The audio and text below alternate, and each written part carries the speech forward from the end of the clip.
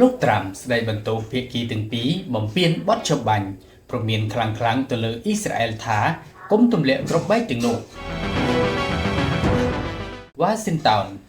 ត្រឹមប៉ុន្មានម៉ោងបន្ទាប់ពីបានប្រកាសបទចបាញ់រវាងអ៊ីស្រាអែលនិងអ៊ីរ៉ង់ប្រធានាធិបតីអាមេរិកលោកដូណាល់ត្រាំបានចោទប្រកាន់ភាគីទាំងពីរពីការរំលោភកិច្ចព្រមព្រៀងនេះដោយបានចេញសារព្រមានជាសាធារណៈដោយផ្ទាល់និងខ្លាំងៗទៅកាន់អ៊ីស្រាអែលថាគុំទម្លាក់គ្រាប់បែកទាំងនោះនេះបើយោងតាមទីភ្នាក់ងារសារព័ត៌មាន Reuters នៅថ្ងៃទី24ខែមិថុនាឆ្នាំ2025មុនការអត្ថាធិប្បាយរបស់លោកត្រាំរដ្ឋមន្ត្រីការពារជាតិអ៊ីស្រាអែលលោកអ៊ីស្រាអែលខាតបាននិយាយថាការវាយប្រហារថ្មីរបស់អ៊ីស្រាអែលគឺជាការឆ្លើយតបទៅនឹងការបាញ់មីស៊ីលរបស់អ៊ីរ៉ង់ដែលរំលោភបទចបាញ់ផ្ទុយទៅវិញភាគីអ៊ីរ៉ង់បានបដិសេធថាខ្លួនមិនបានបាញ់មីស៊ីលណាមួយទេ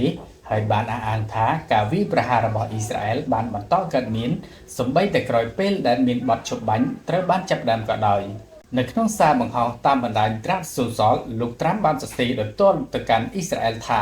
អ៊ីស្រាអែលគុំទម្លាក់គ្រាប់បែកទាំងនោះបើអ្នកធ្វើវានោះគឺជាការរំលោភបំពានដ៏ធំមួយនំអ្នកបើកយន្តហោះរបស់អ្នកត្រឡប់មកផ្ទះវិញឥឡូវនេះភ្លាមសារនេះត្រូវបានបង្ហោះភ្លាមបន្ទាប់ពីលោកចាក់ចេញពីសតវិមានដើម្បីធ្វើដំណើរទៅកាន់កិច្ចប្រជុំកំពូល NATO នៅទីក្រុងឡាអេលើសពីនេះលោកត្រាំក៏បានបង្ហាញការខកចិត្តយ៉ាងខ្លាំងចំពោះអ៊ីស្រាអែលផងដែរមុនពេលឡើងយន្តហោះលោកបានប្រាប់អ្នកសារព័ត៌មានថាខ្ញុំត្រូវតែធ្វើឲ្យអ៊ីស្រាអែលស្ងប់ស្ងាត់ឥឡូវនេះភ្លាមនៅពេលដែលយើងបានធ្វើកិច្ចព្រមព្រៀងពួកគេបានចេញទៅហើយទម្លាក់គ្រាប់បែកគួរបញ្ជាក់ថាការប្រកាសបទចបាញ់របស់លោកត្រាំបានកើតឡើងបន្ទាប់ពីសង្គ្រាមផ្លូវអាកាសរយៈពេល12ថ្ងៃ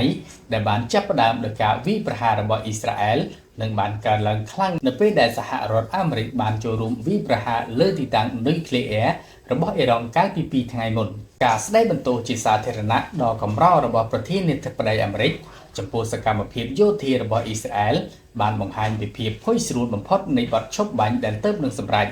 និងភាពតានតឹងដែលកំពុងកើតមានសូម្បីតែរវាងសម្ព័ន្ធមិត្តជិតស្និទ្ធបំផុតក្នុងការស្វែងរកដំណោះស្រាយបញ្ចប់ជម្លោះ